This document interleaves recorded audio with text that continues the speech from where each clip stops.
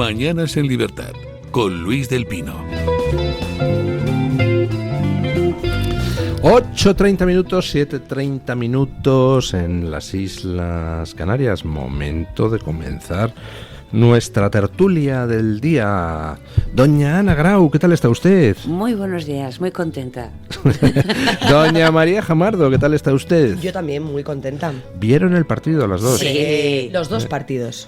Los dos. El de Alcaraz, la final de Wimbledon, y la final de la Eurocopa. Yo Wimbledon no pude porque estaba volviendo en coche desde Qué maravilla. Valencia, lo íbamos oyendo y recibiendo WhatsApps de los amigos, ¿no?, de la red de apoyo, pero el partidazo de la selección sí, se sufrió. Bueno, yo la verdad es que hubiera querido verlo, porque no me gusta el fútbol, pero los partidos de la selección son los partidos de la selección, ¿no? Claro. Lo que pasa es que dije, vamos a ver, ¿qué hago? ¿Me quedo hasta las 9:30 y entonces veo media hora del partido? Pues no, para eso no lo veo, Claro, caramba. no se quería usted quedar ahí a medias, Es que ¿no? hasta las 11 no puedo, y digo, y si hay prórroga es a las 11:30. A ver, yo sabía que lo iban a resolver en el tiempo reglamentario. Lo que pasa que es cierto que bueno, que nadie esperaba, ¿no?, que esta Eurocopa evolucionase de la manera en que ha evolucionado. Primero porque ha habido un nivel de fútbol bastante deficiente en general, no ha estado muy al nivel de lo que se supone que deberían ser A ver, ciertas no selecciones. lo dirá usted por España. No, lo digo por otras como Francia, como Italia, como Inglaterra, que tampoco ha jugado su mejor fútbol y llegó a la final precisamente porque iba por la parte fácil del cuadro. Hay que decirlo, que España ha salido airosa y ha sido digna vencedora precisamente por lo contrario, porque iba por la parte más compleja y nos hemos quitado de en medio desde Georgia a Alemania, a Francia, es decir, a grandes. No ha sido una cosa sencilla, ha sido una gran gesta, la verdad. Bueno, decían que después de ver cómo se había comportado Inglaterra en cuartos y en semifinales, había un cierto miedo porque parecía que iba a más, pero no. Bueno, los ingleses ya sabe usted que tienen una flema muy particular y evidentemente ellos aspiraban, ¿no? Aunque estaban divididos, porque ayer los escoceses y demás... Los pubs nos escoceses pedían, llenos de por banderas favor, españolas. que ganásemos a los ingleses, o sea que entre ellos también tienen sus pequeñas rencillas.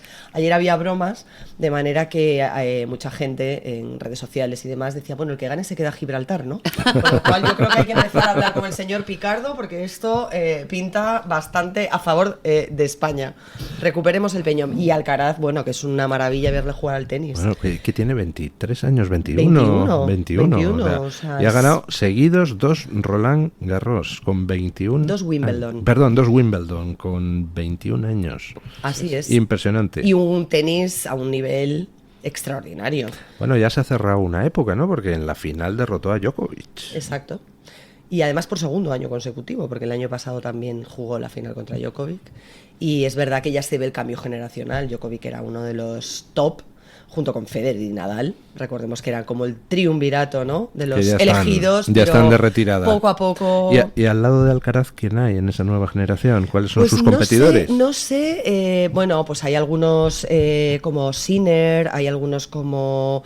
no me acuerdo ahora el estadounidense. Bueno, hay varios, pero no al nivel de Alcaraz. Ya quisieran tener un español como nosotros tenemos. Es un tenis que es otra cosa, un talento hace su innato. Entrada en el estudio don Julio Ariza, que no solo vio el partido, sino que además se fue a Cibeles a celebrarlo. Estaba todavía con el arrastre del pobre de mí. En fin, me ha compensado la victoria de España. ¿Ha estado usted en los Sanfermines? Por supuesto. ¿Ah, sí? Yo nunca He dejo de hecho un estar en completo. Sanfermín. Ah, caramba. Estoy Me todavía- sorprende solo me usted. falta el pañuelo. Bueno, Sí. bueno. Algunos toros preguntaron por mí, pero les dije que este año no iba a poder. Correcto. Saltar al ruedo. No contarán conmigo. ¿Qué le pareció a usted el partido? El partido, bueno, yo creo que ha hecho el mejor fútbol que se puede hacer en Europa en este momento. Un equipo de selección lo ha hecho España. Parecía bastante claro que podían ganar. En fútbol puede pasar cualquier cosa, pero usted es de los que hacen se emocionan durante el partido yo o es emocionarme flemático. Mire usted, es que no tengo salud para emocionarme. Soy un tipo muy tranquilo. Esa me gusta que gane España y me gusta ver buen fútbol. Me gusta ver jugar bien al fútbol. Y hay algunos tipos como Rodri, como Dani Olmo, como Nico Williams, que me gustan mucho cómo juegan al fútbol. O como Bellingham, por supuesto, o como el propio Harry Kane. Bueno, aquí rodeado de gente que sabe de fútbol. Pues Bueno, no, tendré que- yo no sé de fútbol y de hecho no me gusta. Lo que pasa que hay veces en que no hay más remedio que te tenga que gustar. Entonces tengo un arma secreta, que es que veo los partidos con una amiga mía que es una autoridad en la materia, y yo de hecho le quito el volumen vas a la tele. apuntando. No, y ella va haciendo. Y yo iba, y de hecho por lo que ella decía, eso por la cara que ponía, yo tenía miedo de que precisamente lo que España juega tan bien y los ingleses son como son, que son más físicos. Es otro fútbol. Sí, Entonces, pero no son sucios en absoluto. no son sucios, pero son más de contacto. pero son es más menos de táctica, menos técnica. Sí, que la y idea más parecía físico, ser sí. a ver si los nuestros se cansaban, Sí. y si ibas a la resistencia física o a los penaltis, pues hombre, ellos tenían una oportunidad mejor, ¿no? Entonces, claro, yo cuando marcaron el primer gol, digo, ya está, pero cuando empataron ellos, digo, me cachis, pero luego, bueno, ya, No, ellos ya la habían hecho cosa... un desgaste. Sí, de jugaban al físico desgaste. mucho mayor ellos. Sí, Ellos sí. están más desgastados. Yo creo que en una prórroga no Ay, por eso tuvieron que tenían cambiar ventaja, a Kane, ¿eh? que se ahogaba el pobre, ¿no? No Pero... tenían ventaja. ¿no? Y por cierto, yo corrí una vez un encierro también, en Pamplona, sí. ¿Ha corrido usted un encierro en Pamplona? Sí, solo uno, sí. Pero bueno, o sea, estoy rodeado de Hubo, gente sorprendente. hubo una época en Navarra que había una batalla brutal feminista porque las mujeres corrieran los encierros. Y Oye, feminista lo serás tú.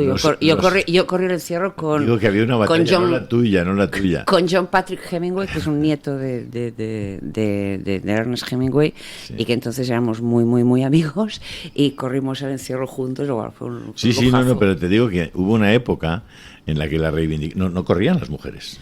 No, de hecho... Cuando yo era joven, que corría, corríamos a las 7, el encierro era a las 7 de la mañana, por supuesto no corrían las mujeres, había mucha menos gente, Sí, las carreras eran mucho más limpias, bueno, era otro concepto. Hoy tienes que ser un auténtico virguero para no caerte, porque las posibilidades de que alguien, además yendo a esa velocidad, alguien te da un pequeño toque, te vas al suelo seguro. Y las posibilidades de que te rompas algo son muy altas. O sea, esa velocidad, una caída, es una muñeca, es un codo, Claro. es una rodilla. O sea, Pero es una experiencia muy bonita. pero las mujeres no corrían. Pero insisto, había un movimiento para que se permitiera que las mujeres corrieran. A mí sí me pareció que eso de permitir era una tontería. Es decir, si quieren correr, que corran allá ellas. Yo espero que las que yo conozco no corran porque lo van a pasar muy mal y porque es muy peligroso. Es decir, pero bueno, hoy no corre nadie, no hay mujeres corriendo. Es decir, al principio de esta feta, cuando ya van a tocar van a tirar el cohete, pues ves en total a 30 chiquillas que van a correr y se han terminado las chiquillas. O sea, cuando sale el toro ya no queda ni una mujer allí porque han salido todas corriendo, gracias a Dios. Pero yo Porque diría que hay encima muchas... Una mujer en general tiene menos cuerpo, tiene menos contundencia y un pequeño golpe la manda a hacer espárragos, ¿no? Pero yo, por ejemplo, que fueron los Sanfermines del 2013, Sí. que ha llovido un poco. Encima con un número maravilloso, el 13. Tú arriesgando hasta... No, pero yo sí que tuve... Hombre, es verdad que iba... O sea, yo no había corrido nunca, pero iba con personas que sí. Y de hecho, y ahora voy a hacer un chiste de humor negro, había más seguridad que en un mitin de Donald Trump. O sea, yo tengo la sensación de que me llevaban, me traían, ponte aquí, o sea, ibas Te como guiaban un poco. muy protegida y muy acorazada por la gente que corría contigo, y Yo no hagas el reconozco burro. que a mí me encanta verlo, pero yo no me atrevería.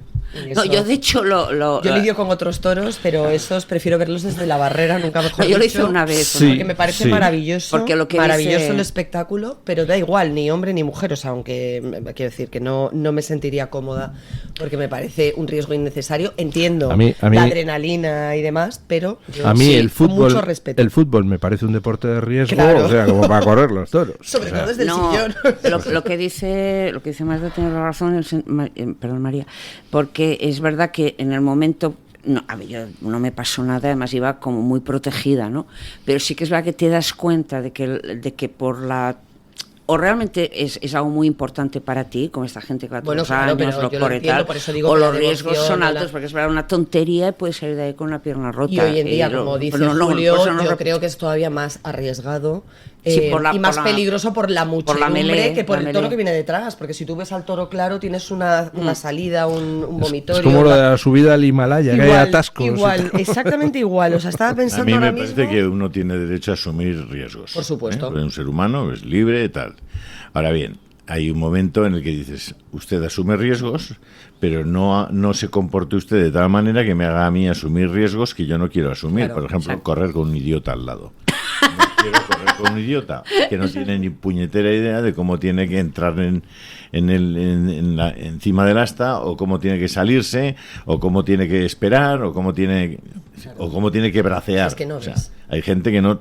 Vamos, es que hay gente que se pone justo donde sabes que el toro necesariamente por la fuerza, por la inercia, va a acabar pasar, allí con claro. el cuerno, y se pone allí. Y dices, bueno, este tío, este tarao, ¿qué rayos hace ahí? Pues se meten allí.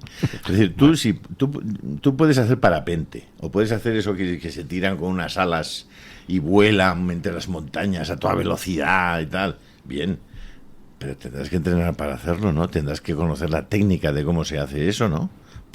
Porque en la primera que te tiras, como no hayas aprendido la técnica, el cantazo contra el suelo... No te lo quita nadie. En el encierro pasa lo mismo. Hombre, por favor.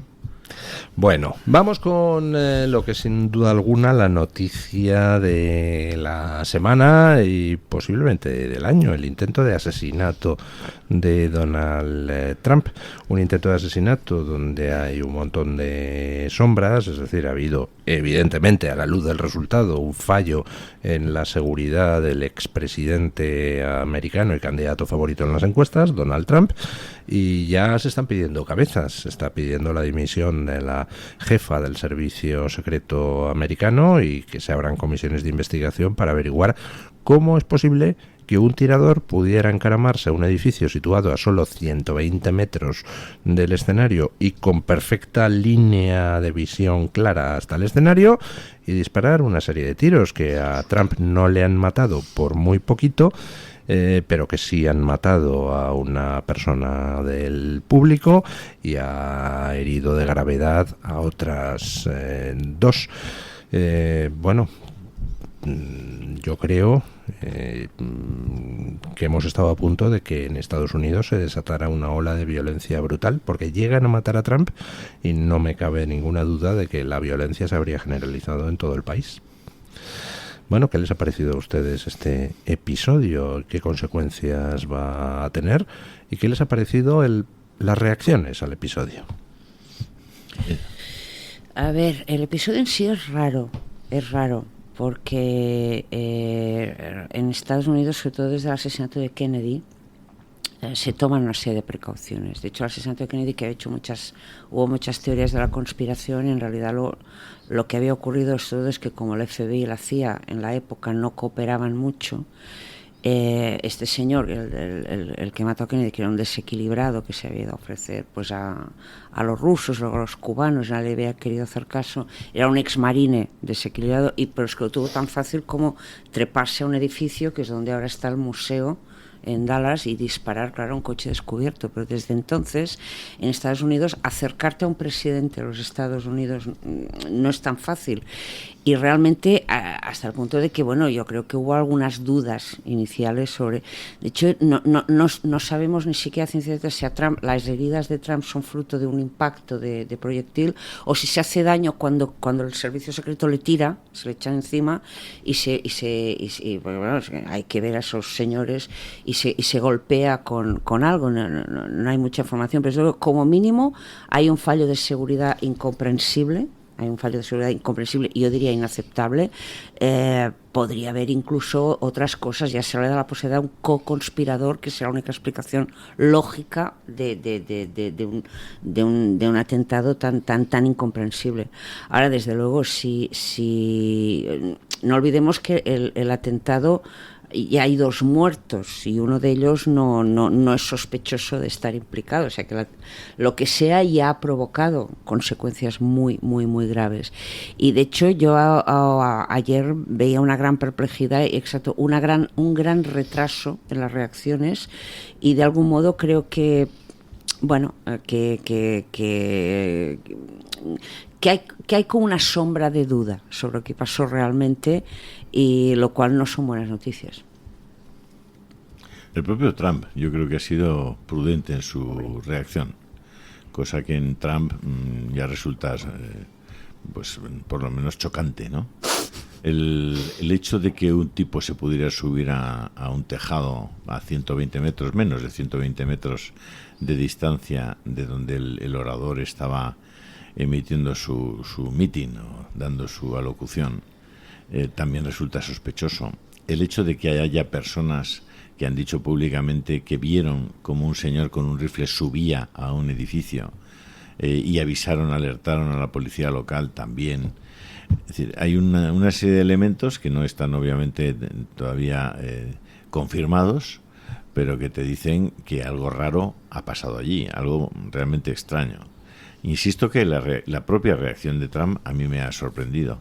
El hecho de que le hayan dado con efectivamente, yo creo que la herida se la produce clarísimamente uno de los proyectiles que le atraviesa la parte de arriba de la oreja.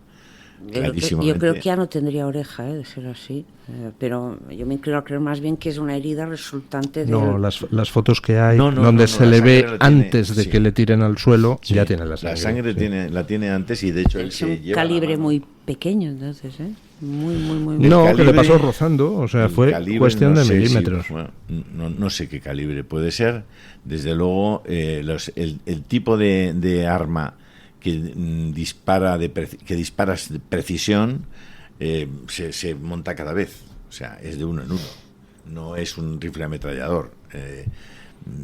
No tengo ni idea qué tipo de herramienta, de arma han utilizado, pero es que disparó 7 tiros, no disparó uno, disparó 7 tiros, una cosa asombrosa.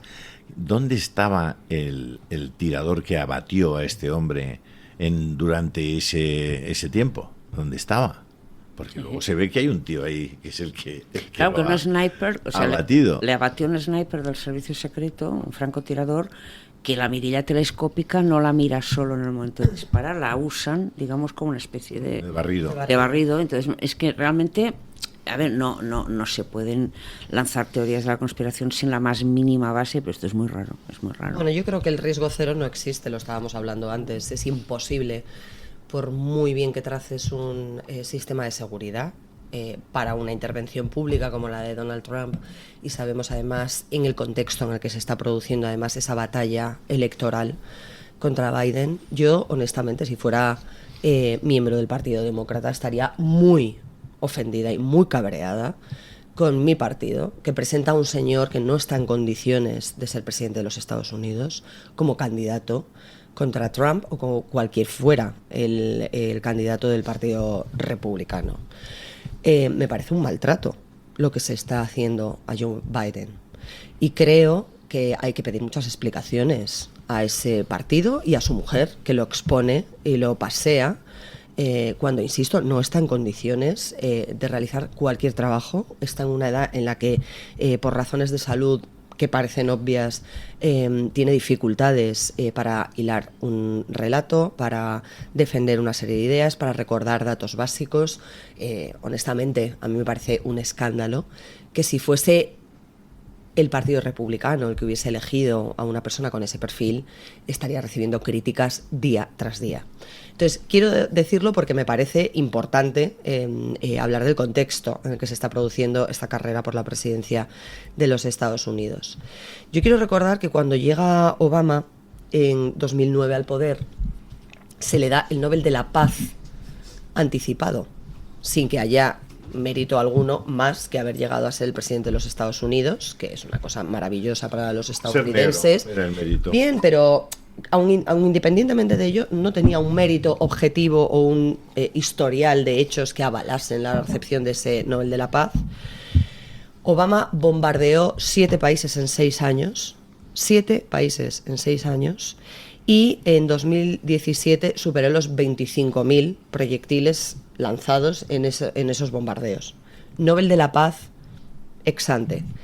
Donald Trump es el presidente de los Estados Unidos, en este momento expresidente, porque efectivamente estuvo en el cargo repite como candidato, pero tuvo un periodo de inflexión en este último tiempo, en esta última legislatura, el que no inició una sola guerra en un siglo, el único presidente que en los últimos 100 años no inició guerras, y firmó 7 tratados de paz. Entre ellos recolocó toda la situación de Israel en la zona de influencia. Visitó aquella visita histórica, recordemos, a Kim Jong-un, que no recibe a cualquiera, que es hostil a todos los países del mundo, que es un dictador y que consiguió moderar, en cierto modo, conseguir ese acercamiento para, bueno, rebajar un poco la tensión que había cuando todo el mundo presuponía que ambos estaban a punto de tocar el botón rojo porque eran incapaces de controlar, ¿no?, sus egos y sus sus perfiles. Y yo honestamente estoy francamente sorprendida de que lo que se hablase ayer desde el minuto 1 fuesen supuestas tramas creadas por el propio Partido Republicano para victimizar a Trump, que la televisión pública española que pagamos todos los españoles dijera supuestamente disparado. ¿Cómo se puede supuestamente disparar? O se dispara o no se dispara, pero no se puede supuestamente disparar. Y todo tipo de manifestaciones. Incluso hoy, viendo The New York Times, sin un ápice de empatía y de solidaridad y de humanidad, que me parece mínimo, por mucho que sea un rival político con el que no comulgas ideológicamente, ante una situación de ese tipo, que no haya habido ni un pronunciamiento y que lo contrario sea una portada o una hoja completa del The New York Times que Elon Musk ponía en relevancia en redes sociales, en las que se decía que había fracasado como presidente de los Estados Unidos y que no se le podía apoyar a este señor después de haber sido víctima de un atentado. Yo creo que ayer de verdad ha sido un día horroroso para todos los izquierdosos del mundo en general, los españoles en particular, porque el tema de Trump es algo que desde luego va a hacer que se busque o que se mire de otra manera su candidatura, y ello, sumado a las 2 victorias de la selección española y de Carlos Alcaraz, de verdad, ayer fue un día negro para todos los que se autodefinen progres. Pero bueno, me parece, insisto, bastante sorprendente, por lo que yo puedo hacer crítica desde mi posición como periodista, el tratamiento mediático que se ha dado a este asunto de Trump. Me parece vergonzoso en la mayoría de los casos. Algunos de los titulares realmente... O sea, el primero que sacó la CNN era: el servicio secreto se lleva a Trump del escenario después de una caída. Por el amor de Dios. Bueno, a ver, yo he empezado haciendo... Yo no voy a suscribir teorías de la conspiración, porque coincido en que es gravísimo que ante la perspectiva de un posible intento de magnicidio estas no se pueden frivolizar. Ahora, digamos, la violencia política adopta muchas formas y una de ellas es la pérdida de credibilidad, digamos, no hace falta ser un woke, un progre, para que te puedas preguntar si podría haber, si podría haber un atentado de falsa bandera. O sea, hace poco, evidentemente no tiene la misma gravedad, pero en Cataluña hemos vivido como unos carteles absolutamente indignos que salieron en la pasada campaña municipal vinculando al candidato de Esquerra Republicana, Ernest Maragall, con el Alzheimer, que parece su hermana Pascual. Bueno, al final era un inside job, era una cosa hecha desde dentro, que debo decir que yo sospeché desde el primer momento, pero no me atreví a decirlo abiertamente, porque creo que estas cosas o tienes pruebas o te callas, porque es tan grave la posibilidad de acusar a alguien de fingir un propio atentado. Ahora sí que puede haber habido desde fallos de seguridad importantes, incluso fallos de seguridad deliberados, que alguien haya dicho, bueno, pues a ver qué pasa. De todos modos, yo creo que, volviendo a lo que decías de Biden, Biden evidentemente tiene las limitaciones que tiene, que son muy graves. Yo también creo que se tendría que ir, creo que todo el Partido Demócrata cree que se tendría que ir, pero cuidado, lo llamativo aquí también es la publicidad que se le está dando. Ha habido presidentes de los Estados Unidos con graves enfermedades y limitaciones físicas, y eso se tendía a ocultar, y siempre se ha dicho que el sistema americano por un lado es muy presidencialista, pero por otro tiene muchos contrapesos. O sea, que si el presidente, por lo que sea, no está en su mejor momento, pues hay otros, y ha habido casos pues que la primera dama ha gobernado más de lo que parecía porque el presidente no estaba muy visible. En este caso lo curioso es que dentro del mismo Partido Demócrata se evidencian esas limitaciones, en vez de intentar ocultarlas, de algún modo se exhiben, a ver si el señor Biden entiende la indirecta y se quiere ir, que por ahora mismo parece. Pero vamos a ver, ¿cómo va a entender la indirecta una persona que está enferma? Es que yo no entiendo ese planteamiento, Ana, discúlpame. O sea, una cosa es que tú tengas una enfermedad física que sea impeditiva o que necesite un tratamiento que te aparte temporalmente de las funciones de representación en primer término institucionales y que alguien te sustituya, pero tú tienes tu mente lúcida y perfecta para seguir tomando decisiones de calado, de gestión o ejecutivas. Lo que no puedes es tener al frente de un partido y como candidato a una presidencia de los Estados Unidos, que, insisto, cualquier presidencia de cualquier país implica una toma de decisiones delicadas, que a veces hay que valorar distintos riesgos, que hay que optar por una u otra situación, que hay que ponderar un montón de factores, y cuanto más los Estados Unidos, que lideran en buena medida de manera geoestratégica muchas de las decisiones mundiales que se adoptan en cuestiones. Pero María, si en las que no puedes tener a una persona que no está en sus cabales y que no con está el maletín lúcida, nuclear en la mano. Verdad, por yo el lo que amor te de digo Dios. es que si el Partido Demócrata no tuviera un interés cualitativo y cuantitativo en sustituir a Biden, harían piña en defender a Biden, y todo esto que ha trascendido no habría trascendido de la manera que ha trascendido, porque ni es el primero ni probablemente será el último. Entre otras cosas, lo que sí que el tema Biden es una poderosa metáfora. Estados Unidos hace mucho tiempo que es una potencia en declive, que es una potencia errática, es una potencia tambaleante. Tú mencionabas a Obama. Mira, cuando le dieron el Premio Nobel de la Paz, que es verdad, todavía no había abierto las cajas de IKEA en la Casa Blanca, ya se lo dieron, él mismo hizo una broma. Dice, tener hijos te pone el mundo, porque mis hijas me han dicho, que entonces eran adolescentes, los hijos de Obama, dice, qué bien, le han dado el Premio Nobel de la Paz a papá y tenemos fin de semana largo, tenemos vacaciones en el colegio. O sea, el mismo Obama se lo tomaba a guasa. De hecho, Obama hizo una cosa muy mal como presidente de los Estados Unidos, que es que con ese carisma que le daba, porque no olvidemos que Estados Unidos, el jefe de gobierno, también es el jefe de Estado, o sea, esa función de representación o de alta dignidad institucional que en nuestro país ocupa el rey, la corona, allí está todo mezclado.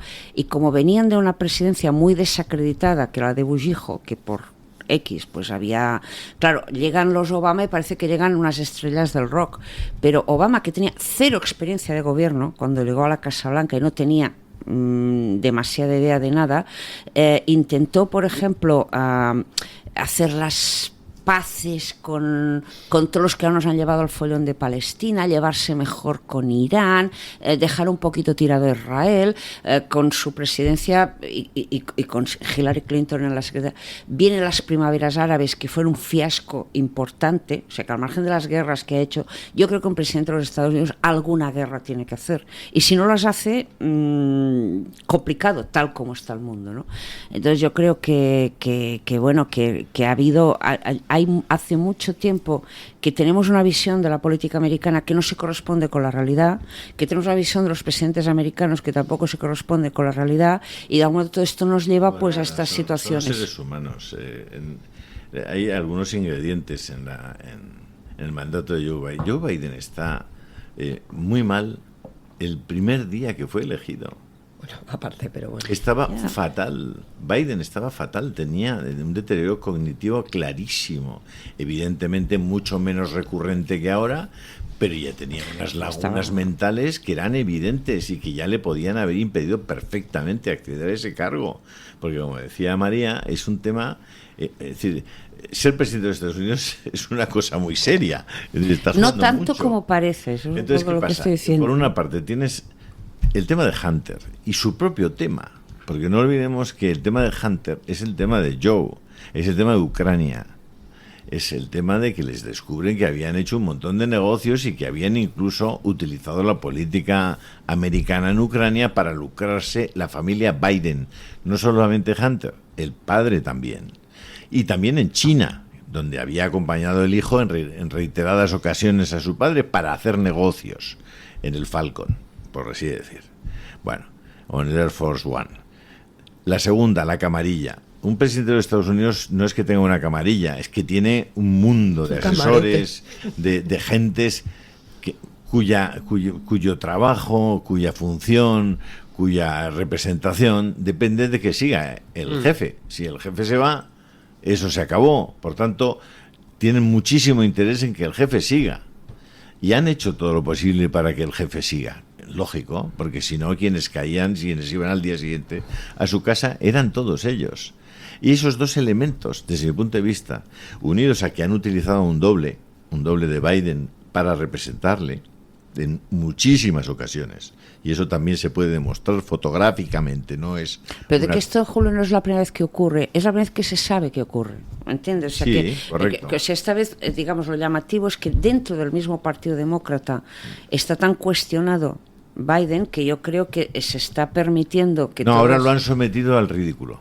Exacto. O sea, le habían evitado hay un detalle muy Exacto. significativo Sí, de la intervención de Biden ayer, la locución que dirige a los americanos para hablar del intento de asesinato contra Trump. Sí, ¿no? que también Donde se lo pensó. lo condena tal, salió... pero hay un detalle muy significativo y es que en un momento determinado se equivoca. Dice, me alegro de que el anterior Trump haya salido ileso. Dice, el anterior Trump, es decir, se equivoca, no dice el anterior presidente Trump, ¿no? Y la pregunta es, ¿por qué sacan un discurso con un error en lugar de repetirlo? Es decir, están intentando ridiculizarle de cara a justificar, después del 22 de agosto, el quitarle de en medio y designar a dedo otro candidato. ¿No? Claro. No lo sé. O sea, a mí esto me parece, insisto, innecesario y me parece que humanamente... Es inmoral. Se está haciendo efectivamente una inmoralidad con una persona enferma de una edad avanzada y me parece de una insensibilidad y de una falta de humanidad muy reveladoras de la carencia de valores de un partido muy concreto, que es el que está utilizando esas tretas para salir airoso o para justificar su derrota porque son conscientes de que la cosa no pinta bien, y en lugar de asumir, oiga, es que los americanos no quieren nuestras políticas o se están distanciando de ellas o buscan a alguien con otro discurso, otro mensaje, y en lugar de asumir esos errores, ¿no? Pues sales con la excusa preparada por si fracasas, que es lo que están sospechando, y a costa de, insisto, de la salud de una persona muy noble, que creo que honestamente muy nobles, los imaginas. Yo creo verdad. que va más en la línea de lo que dice Julio, que este hombre, que en condiciones normales ya se tendría que haber ido, probablemente se aferra al cargo, él y su camarilla, por lo que apuntaba Julio, porque hay asuntos turbios que no es lo mismo encararlos desde una posición institucional que a pelo. Y bueno, de algún modo lo que hay es una guerra desatada dentro del Partido Demócrata, pues porque claro, no es tan fácil remover a un presidente o a un candidato a presidente que no colabora en ser removido, ni él ni su equipo. Entonces hay una guerra interna ahí que probablemente lleva, porque es muy raro que un partido, sea lo que tú quieras, participe de esta manera la ridiculización de su propio líder. O sea, eso es pegarse un tiro al pie. Hacemos... ¿Es que podemos comentar el tema de cómo reaccionan los distintos medios?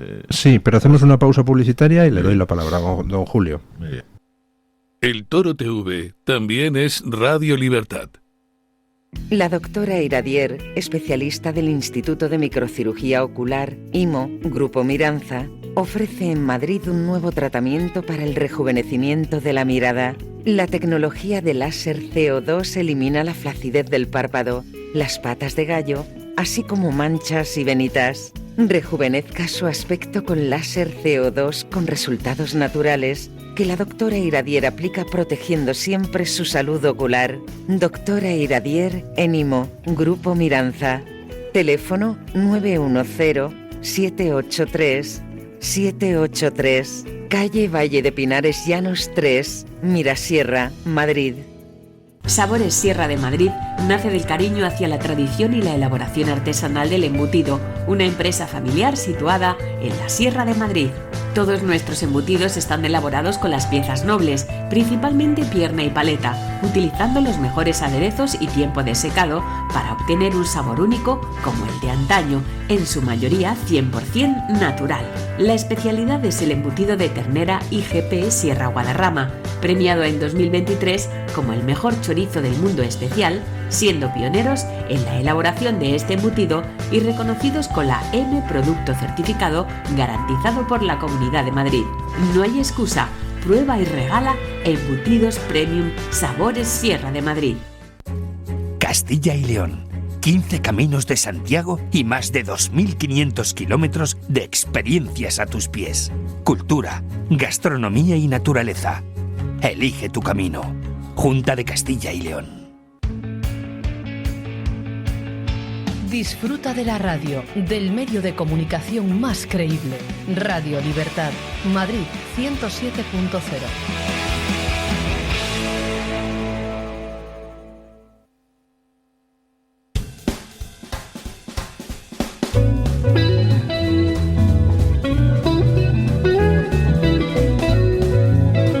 Mañanas en Libertad, con Luis del Pino.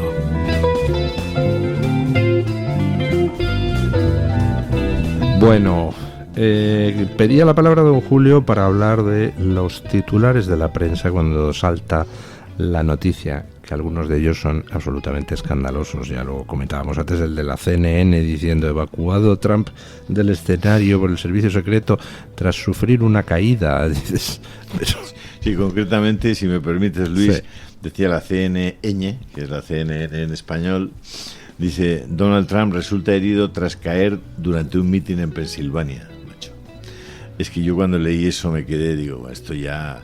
Pero es que el diario El Mundo, en principio es un periodismo serio, y titula lo siguiente. El titular, fijaos, no sé quién estaba en ese momento de guardia titulando, pero Estados Unidos.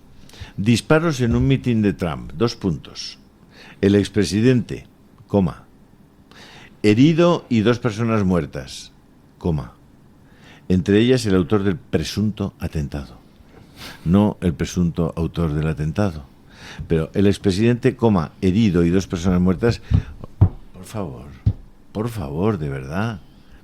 No querían bajo ningún concepto, fíjate, en toda la prensa, digamos, de la misma línea, la palabra atentado la evitaban a toda costa. O sea, no querían saber nada de atentado.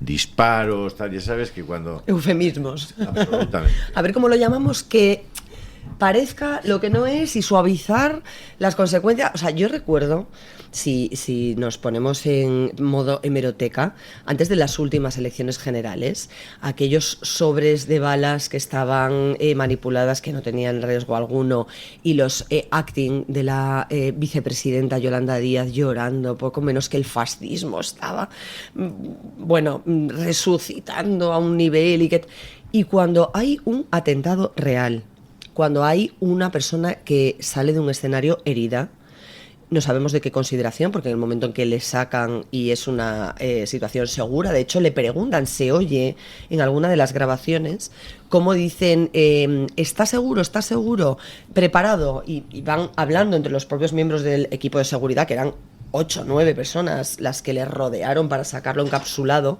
después de, me imagino, confirmar por esos pinganillos que llevan todos los miembros de los equipos de seguridad que había sido abatido o al menos interceptado el tirador. Me parece increíble que no haya una capacidad de narrar hechos objetivos. Si es muy sencillo, si no hay que posicionarse, no hay que sacar conclusiones anticipadas, pero tampoco restarle importancia. Es decir, a mí me parece que es que dependiendo de quién... Con Alejo, lo sé, pero por eso digo que depende de quién reciba la amenaza. No es lo importante la amenaza o la entidad de la amenaza, sino el destinatario. Que es un poco como lo del derecho penal de autor, que depende de quién cometa un delito, es más o menos grave en función de su ideología, de su sexo, y aquí es exactamente lo mismo. El receptor es más o menos víctima, o más o menos creíble, o más o menos compadecible, dependiendo de las ideas políticas que tenga. A mí me produjo más impacto, fíjate, y siendo que el tema de la prensa y los titulares me estaban dejando muy impresionado, porque hay una falta de nivel autocrítico en el periodismo español muy sorprendente, y una falta de objetividad, fue el mensaje de Alberto Núñez Feijóo. Terrible. A mí me dejó, digo, no puedo creerlo. El de Sánchez tenía mejor estilo y era, por lo menos era más lúcido que el de Alberto. Hombre, Núñez se tomó Feijóo. 8 horas en redactarlo Sánchez, o sea Sí, que no, habrán hecho muchos borradores. Feijóo también se tomó tiempo, ¿eh? Ya, no, pero no lo hice 8 horas inmediatamente. tienes que hacer un buen Ya mensaje. sabes, es que los gallegos os lo pensáis bien esto, ¿eh? Es verdad. Pero decir que, vamos a ver, a Trump la izquierda americana le ha constantemente atribuido que iba a ser el fin de la democracia, que iba a ser el fin de la libertad y el fin de la paz. Por todas partes, o sea, le han dicho de todo. Es decir, han generado alrededor de la imagen de Trump, que como tú has dicho muy bien, no hizo ninguna guerra. No solamente eso, sino que estableció mecanismos de, digamos, de entendimiento con países con los que era insospechado e impensable que hubieran acercamientos para la paz. Y sin embargo, sobre él se ha extendido, la izquierda ha extendido una especie de áurea de que es el tipo más violento, más peligroso para la democracia, más peligroso para... Bueno, ¿qué pasa? Que en realidad quienes son peligrosos para la democracia son quienes quieren vender armas, coño. Es que no vendieron armas durante el tiempo en que Trump estuvo de presidente. No vendieron armas. Y eso es muy serio en los Estados Unidos. Y lo saben todos los que han gobernado allí.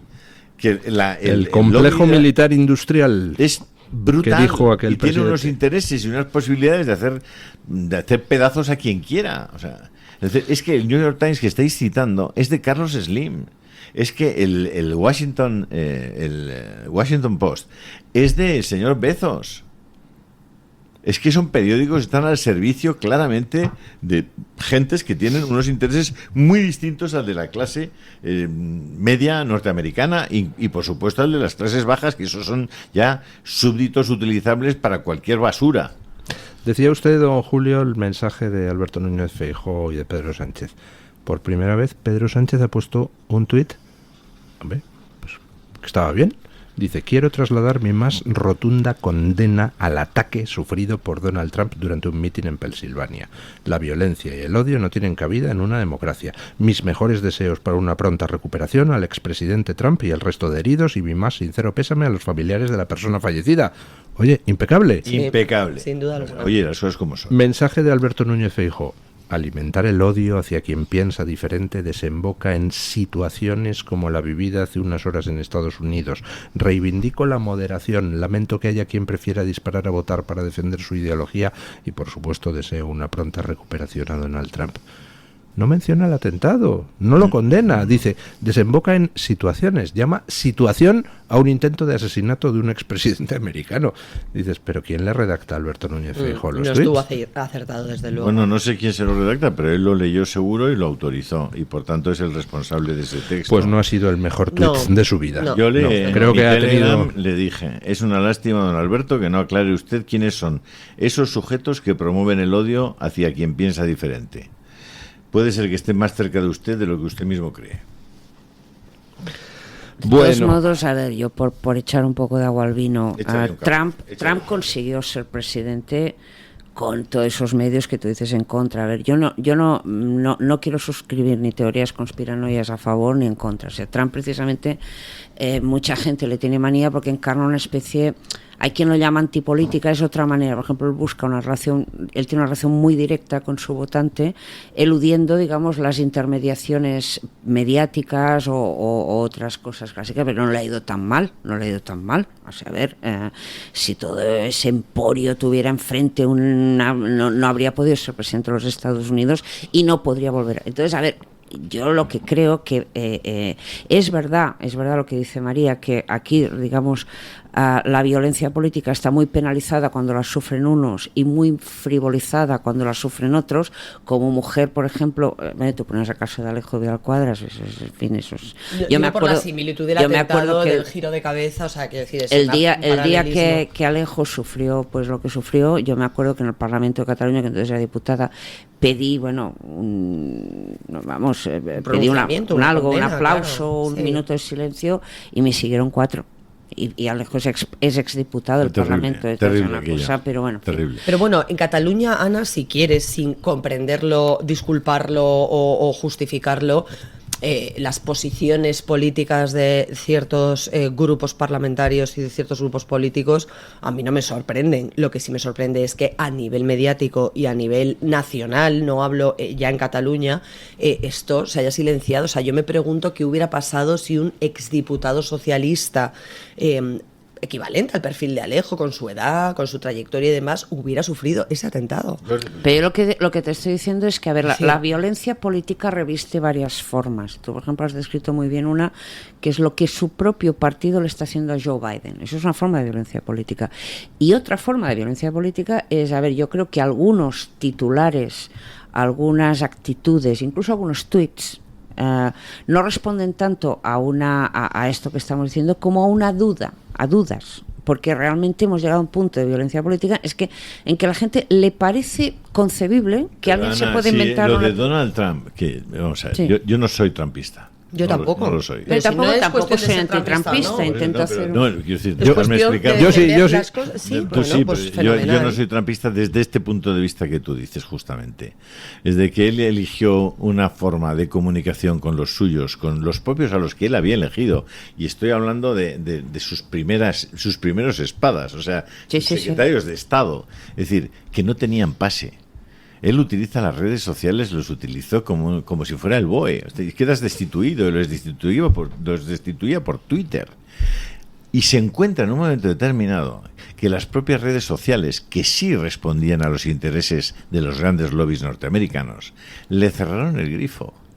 Y quienes acabaron con la presidencia de Donald Trump y quienes impidieron que Donald Trump pudiera ganar las elecciones fueron esas redes sociales, que en un momento determinado le cierran las cuentas al presidente de los Estados Unidos. Recordad. Y no solamente eso, sino que el señor Trump comete desde mi punto de vista, un error gravísimo, y que le ha pasado una factura enorme, que fue convocar a sus partidarios el día 6 de enero en Washington para decirles nada. Fue la montaña que parió un ratón. Hizo un montaje tremendo, animó a los suyos a que fueran a Washington. Luego se quejó de que muchos de esos, que eran unos payasos muchos de ellos, y muy esperpénticos, tomaran el Congreso norteamericano. Pero es que los había convocado allí para nada, porque cuando hizo yo digo, bueno, este señor les va a contar todo lo que ha pasado en las elecciones, todos los datos que tienen, todos los hechos que demuestran que las elecciones han sido robadas, etcétera, etcétera. Nada de nada. Solo Giuliani cayéndoles el betún por la cara. Bueno, no sé si os acordáis que se había puesto betún en el pelo y le empezó a caer el betún por la... Una cosa tremenda, ¿no? En fin. Bueno, pero lo que te quiero decir es que, a ver, que yo pongo sobre la mesa y saquemos conclusiones que parte de las reacciones que ha suscitado lo que ocurrió en Pensilvania parten de la base de que algunos sectores, interesada o desinteresadamente, creen en un momento, vamos a esperar a ver qué pasa, porque cruza la idea de que pueda ser un montaje. Evidentemente yo creo que es muy grave cuestionar, a ver, o tienes pruebas de que es un montaje o haces como mínimo un mensaje como el que ha hecho el presidente de nuestro gobierno, que ahí ha estado bien. Es verdad, tú no puedes frivolizar con esas cosas, pero que hemos llegado a un punto de antipolítica. Por ejemplo, yo insisto en la política esta directa de Trump, saltándose a los medios de comunicación. A mí me ha hecho mucha gracia que yo he estado estos últimos días en debates muy sesudos de periodistas que ponían verde a Trump por esto, se sentían amenazados. Trump, digamos, se nos salta, se dirige directamente al votante prescindiendo de las jerarquías comunicativas. En cambio, para ellos Julian Assange es un héroe. O sea, un señor que hackea y que además hackea siempre a los mismos, porque, digamos, si hubiera hackeado a China o a Irán no habría ido a la cárcel, habría ido al cementerio directamente, y se presenta como un nuevo periodista cuando ni siquiera es periodista, es con suerte una fuente de información no muy fiable, de la que tú puedes sacar determinados datos que deberías comprobar todos uno por uno y contextualizar. Pero bueno, claro, o sea, el periodismo woke considera que Julian Assange es un héroe y Donald Trump es una amenaza, ¿no? Pero dicho esto, bueno, es muy terrible que estemos en un punto donde la violencia política adopta estas formas más civilinas de me lo creo, no me lo creo, mira que si ahora condenó el atentado y luego no era un atentado, porque ayer más de uno pensó esto, pero no porque fuera contra Trump, aparte que alguien que puede ir contra Trump le pueda interesar, digamos. Realmente sí que te digo que el atentado ese es muy raro. Puede parecer incluso que fuera un ataque más que un atentado, o sea, que esa persona no aspirara, no pensara que podía llegar a hacerle daño al presidente, pero que tal, porque si no, realmente deberían rodar unas cuantas cabezas. Bueno, yo me imagino que rodarán. Servicio secreto, otras cosas, porque es que ha si habido eso una serio, persona muerta del servicio secreto. Si ha ido de verdad. O sea, desde es luego tiene que haber inadmisible, responsabilidades. Y yo estaba viendo vídeos ahora del francotirador que estaba en el tejado apostado, enfocando presuntamente hacia donde estaba este muchacho, y que en un momento determinado no se anticipa a lo que puede hacer. Para eso está, pero también quiero decir, en descargo de ese miembro del servicio secreto, que tú antes de disparar a cualquier objetivo tienes que pedir autorización a tu superior. Y eso tarda un tiempo. No es inmediato, sí, dispara. No, hay que verificar ciertas cosas. Quiero decir, por tener en contexto que tú no estás como francotirador de un servicio secreto en una azotea y a cualquier cosa que se mueve. De hecho, podría ser hasta un compañero tuyo apostado. No, María, pero es decir, o sea, tienes que comprobar y decir autorizo tal o. No, María, pero es que esto no va así. Ana, sí va, porque estoy viendo los vídeos exactamente cruzados y las posiciones de los dos. Entonces quiero decir que no me parece descabellado. Mira, María, desde el atentado de Kennedy, esta gente no, o sea, tú no puedes estar ni en una azotea, no digo con un fusil, tomando el sol a menos de 100 metros, o sea, es inconcebible, o sea, limpian el perímetro. Entonces lo que no se entiende es porque Pero ¿cuál es tu tesis, Ana? ¿Que ha habido quizá no un error, sino un dejar hacer por parte de alguien en el servicio secreto? Yo lo que te digo es, yo creo... Porque esa es una posibilidad, claro. Yo te digo que, mira, yo he escrito un libro sobre los servicios secretos y analicé bastante el atentado de Kennedy. Sé que desde ese atentado, realmente cuando era un presidente de los Estados Unidos, que las medidas de seguridad que llevas, que son incluso, catatónicas, tú para estar eso en una azotea a 100 metros, o sea, es que no entiendo... Sí, es muy raro. Es muy raro. Entonces, claro, mi tesis era tan raro que yo creo que eso justifica algunas reacciones iniciales de incredulidad, decir, bueno, o realmente ha habido un fallo de seguridad inconcebible, o ha habido un sabotaje, o sea, una especie de movida interna, o sea, que el que se quiere cargar a Trump está dentro del sistema, que esa es otra posibilidad, o claro, pues a ver, en el contexto político tan degradado que vivimos, pues tampoco falta quien piense que a lo mejor a alguien se le ocurrió que un simulacro de atentado podía, porque a ver, la foto... Pero un simulacro de atentado, vamos a ver, ¿cómo haces el simulacro de atentado? Pues coges y le envías una bala en un sobre a Pablo Iglesias, eso es un simulacro de atentado. Un simulacro de atentado es que le envías una navajita a la ministra esa, que no me Reyes Maroto, ¿no? Un simulacro de atentado es lo que se hizo con Cristina Kirchner, donde resulta que parece que hay un atentado, oye, pero ni un herido, ni nada de nada, los cogen. Esos son simulacros de atentado. Un simulacro de atentado no es algo donde pasan balas reales a centímetros de la cabeza de Trump y matan a un tío que está detrás de Trump, ¿no?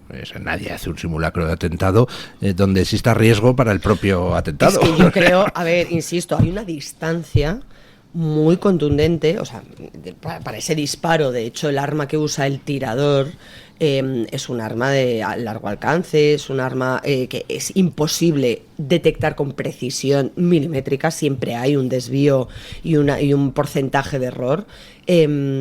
Acertar exactamente dónde vas a dar y en qué momento él va a girar la cabeza. Es que es tan complicado encajar que eso pueda haber sido algo planificado para que parezca pero que no sea tal. O sea, a mí me parece imposible.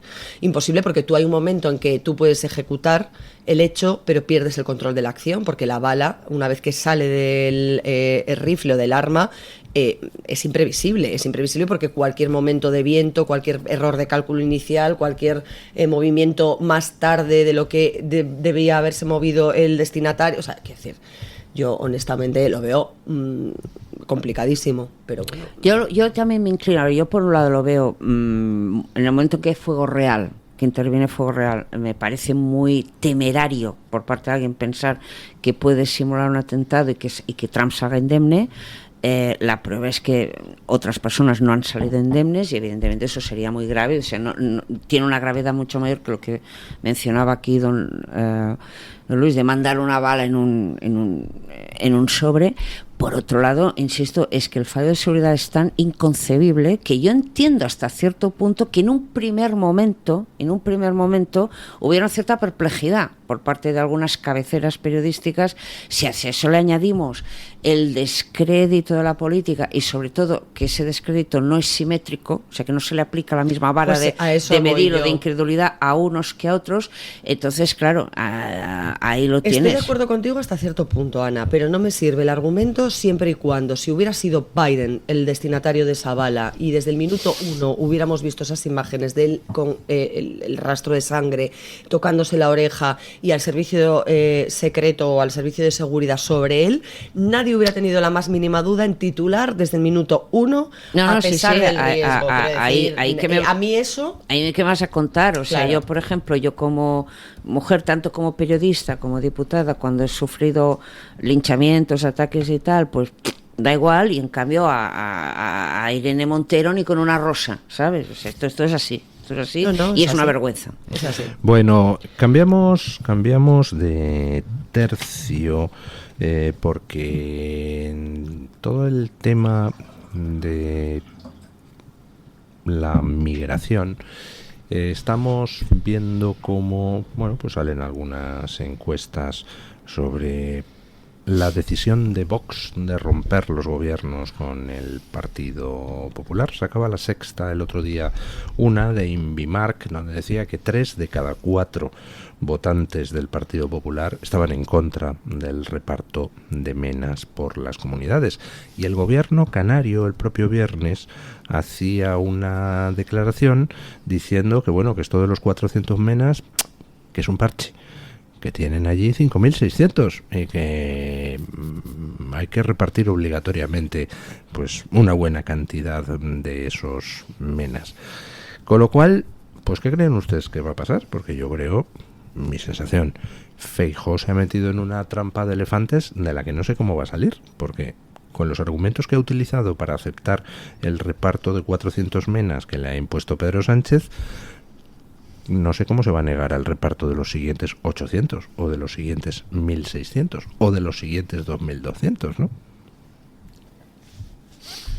Bueno, a ver, yo creo que ese asunto es más complejo de lo que parece. Es totalmente verdad que el pacto para el reparto es absolutamente cosmético, es un parche, no entra en el fondo de la cuestión.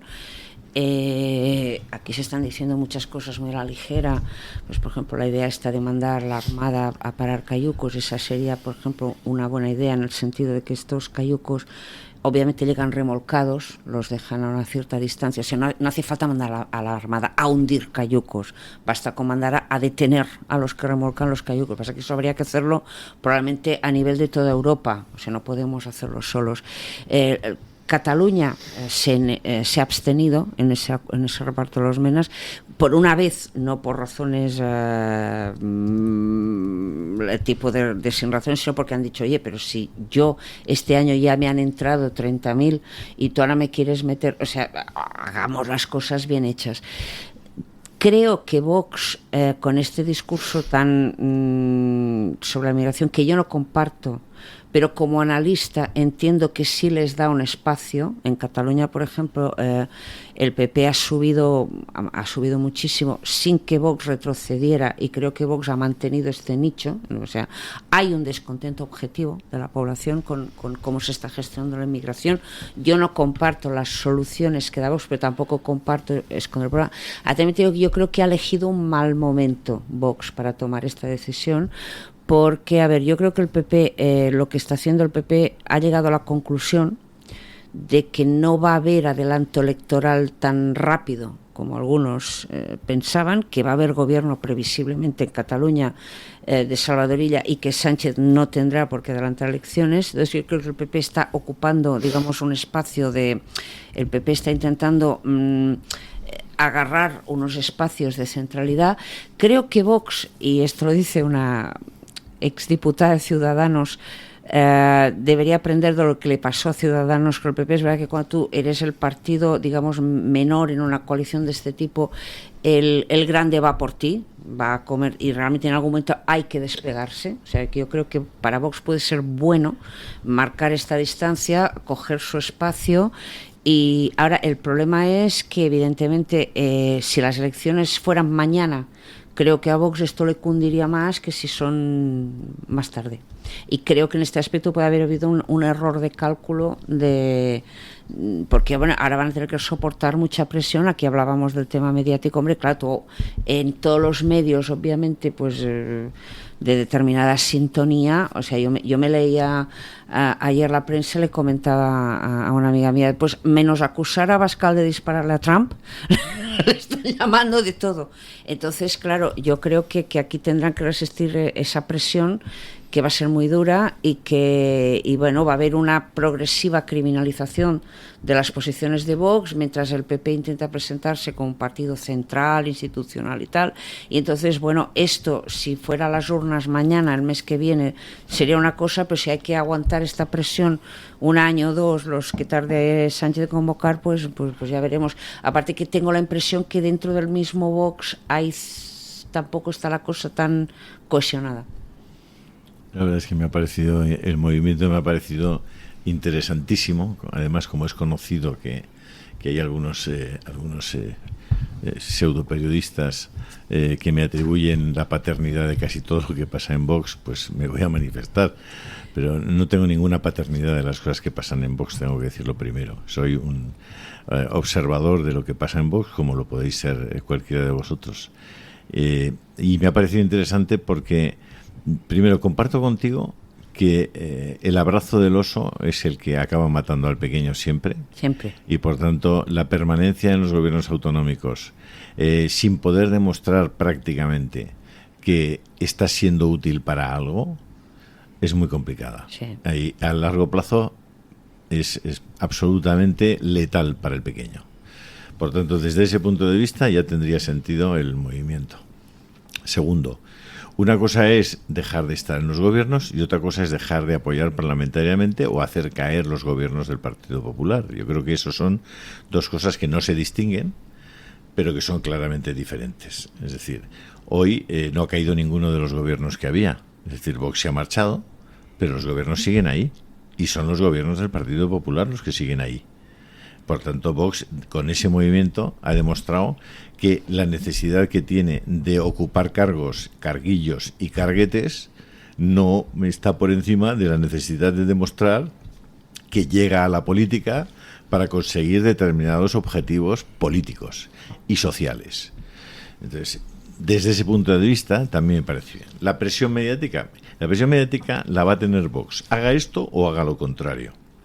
Había un comentario de Marcos de Quinto que me pareció extraordinariamente inteligente cuando decía, bueno, es verdad, con este movimiento Feijóo se asegura una parcelica más a la izquierda del electorado y Vox consolida su parcela a la derecha del electorado, ¿no? Y desde ese punto de vista, la buena noticia que decían que era para Sánchez y que ellos proclamaron a todos los vientos de que era un gran día para España, pues va a resultar que no. Que puede ser que sea un muy mal día para la izquierda española, porque Feijóo, hay una parte de su discurso político que ha quedado liberado frente a Sánchez, ¿no? Ahora veremos esos 130 o 150 ayuntamientos donde Vox y el PP siguen estando juntos, ¿no?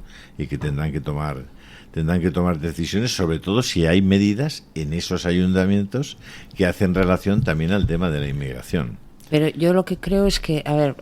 momento que se pronuncie doña María Jamardo y luego le doy la palabra. Yo quiero poner el foco en lo que hay que ponerlo. Me parece que Vox ha tomado una decisión política que es coherente con aquello que presentó en su programa electoral, que planteó en el pacto o en los pactos. Leía el otro día el de Valladolid, que se firmó con el Partido Popular para gobernar o cogobernar en Castilla y León, pero me imagino que el resto habrán sido similares o en la misma línea, porque bueno, entiendo que será algo estructural o estratégico de Vox el tema de la inmigración, por supuesto.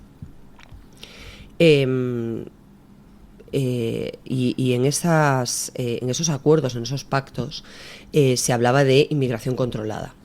Se hablaba de integración cultural, social y económica de los inmigrantes.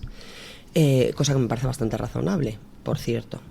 Me da igual los que vienen a dar desde su atalaya moral lecciones al resto, diciendo que nosotros hemos sido un país de emigrantes, sí, de emigrantes legales.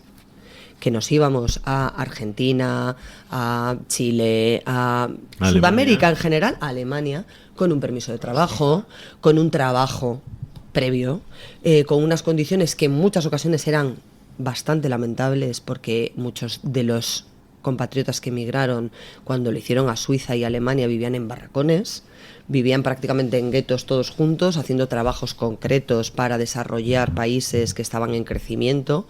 Quiero decir que no es fácil emigrar, por supuesto, todos lo sabemos, pero insisto, Vox ha tomado una decisión que cree que es coherente con lo que propuso a sus electores, que puede ser más o menos acertada en términos electorales, lo desconozco, entiendo que todos habrán valorado en ese control de riesgos previo, en ese análisis previo de las formaciones, las consecuencias de tomar esa decisión aquí y ahora. Que es verdad que no es unánime o no ha gustado a todos los miembros de Vox, igual que entiendo que habrá gustado a muchos miembros del PP o votantes del PP. Quiero decir que esto tampoco son cuestiones estancas, ¿no? o vasos estancos que no puedan intercomunicarse.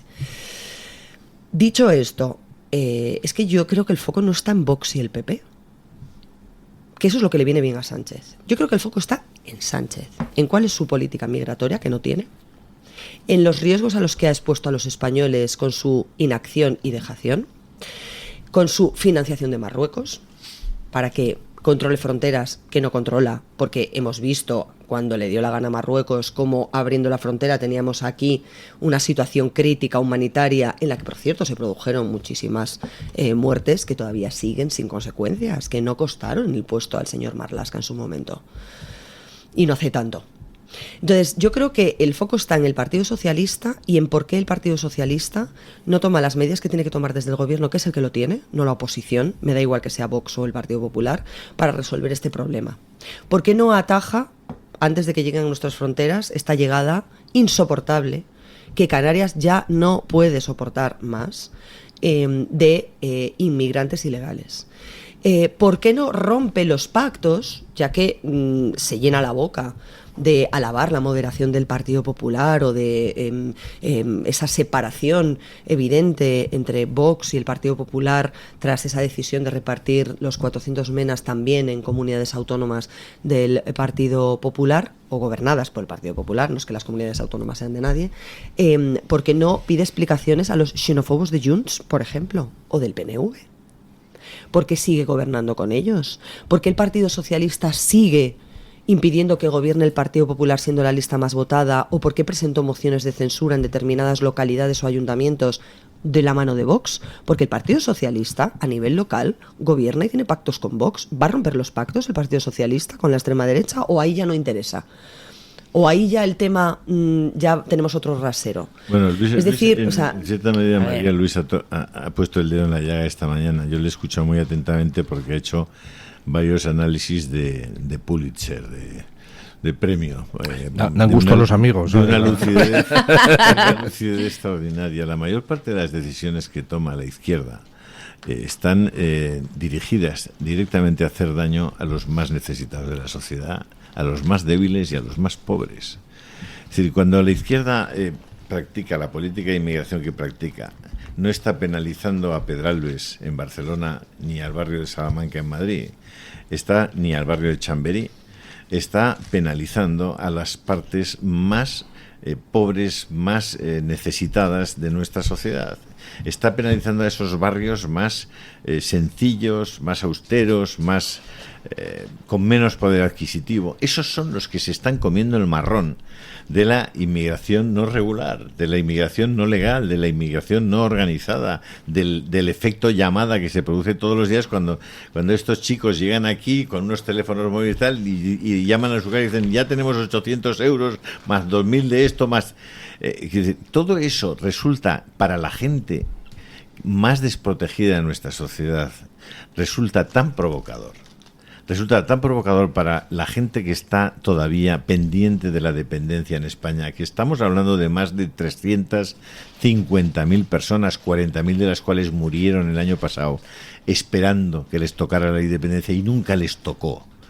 Pero cuando la izquierda practica su política educativa en la que impide que la gente en la práctica tenga libertad para educar a sus hijos, a quien está penalizando es a los que no tienen dinero, no a los que lo tienen, que cogen a sus hijos y los llevan a Suiza, al colegio británico, aquí en Madrid o en Barcelona. Es decir, ya está bien, pero ¿qué pasa? Que todo eso se puede sostener durante un tiempo.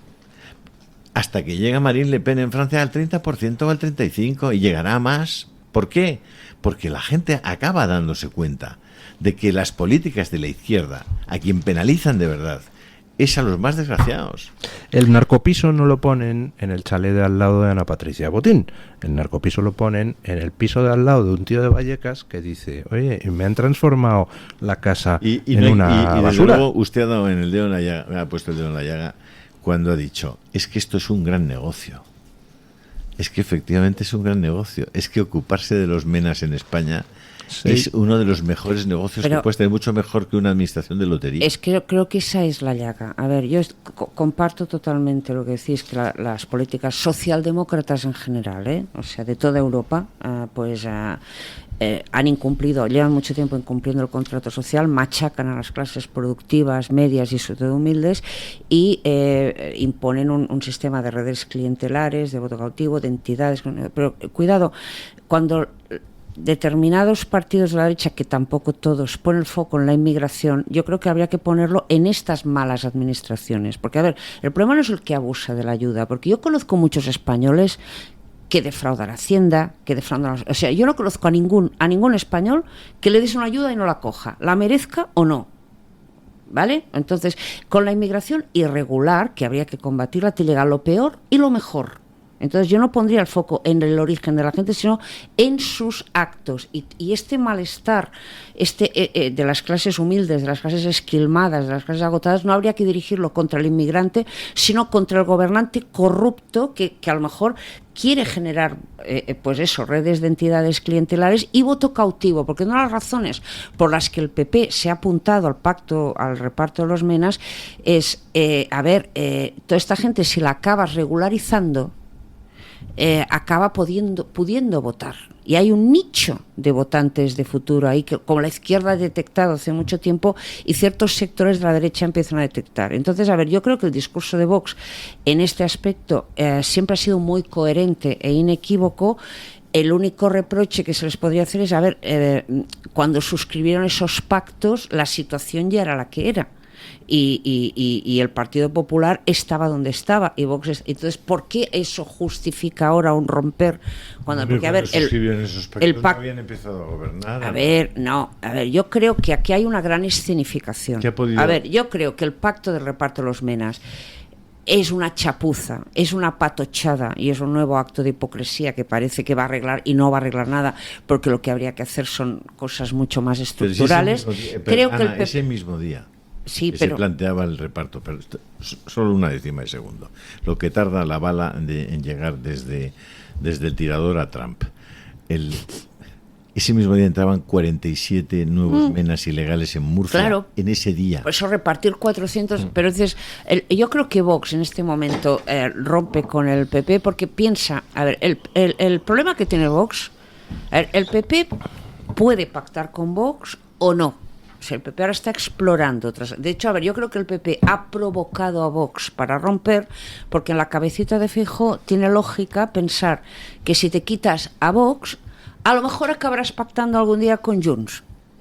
Que no esa idea fija no va bien, por ahí va bien. Casi va bien y tal.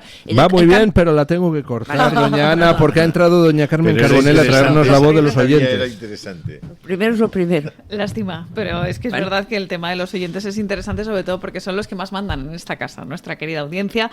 Les cuento lo que preguntábamos hoy en la libre encuesta. La pregunta era si creen que permitirán que Trump vaya a ganar las elecciones en noviembre, si creen que es posible, ¿no? que realmente le permitan a Donald Trump llegar a la Casa Blanca. Las opciones eran: la primera, sí, claro; la segunda, empiezo a dudarlo; la tercera, no, harán lo que sea para evitarlo; y la cuarta, no lo sé. De momento va ganando con un 44% la opción de que no, que van a hacer lo que sea para evitarlo. Pero fíjense ustedes, porque la segunda opción más votada es la de empiezo a dudarlo, con un 30% de los apoyos. Está la cosa complicada en nuestras redes sociales y hay comentarios, por ejemplo, en YouTube, en el chat de Radio Libertad. José Fernando Álvarez Puyol dice que respecto al atentado hubo un fallo garrafal de seguridad. Simplemente con un dron sobrevolando la zona para detectar movimientos sospechosos en tejados y azoteas se hubiera evitado. También alguien que se hace llamar Tron dice sobre el atentado de Donald Trump que para proteger a alguien los componentes de la cápsula de seguridad tienen que tener la misma o mayor envergadura que el protegido, que según qué fotos y qué imágenes hemos visto, pues la verdad es que había alguna duda. En el YouTube del Toro Televisión, Manuel Pérez dice que todavía quedan 4 meses para las elecciones en Estados Unidos, cree que queda un poquito de tiempo y todavía pueden cambiar muchas cosas. La política de hoy en día es muy volátil, cualquier circunstancia lo cambia todo. Y en Twitter os dejo 2 comentarios, uno de Walleram1 que dice: harán todo lo posible por evitarlo, ya puede contratar un buen servicio de escoltas privados israelíes a ser posible. Los socialistas americanos buscan la guerra civil a falta de votos para gobernar. Y José Manuel Quesada dice que no podrán evitarlo, la realidad es tozuda, pero Trump está demostrando que aún lo es más. Bueno, muchísimas gracias, doña Carmen Carbonell. Gracias, don Julio Ariza, por estar aquí en la tertulia. Placer. Gracias, doña María Jamardo. Muchísimas gracias. Gracias, doña Ana Grau. Hacemos una brevísima pausa publicitaria y nos vamos a hablar con don Pedro Fernández de Barbadillo de la historia desconocida del Imperio Español. El Toro TV también es Radio Libertad.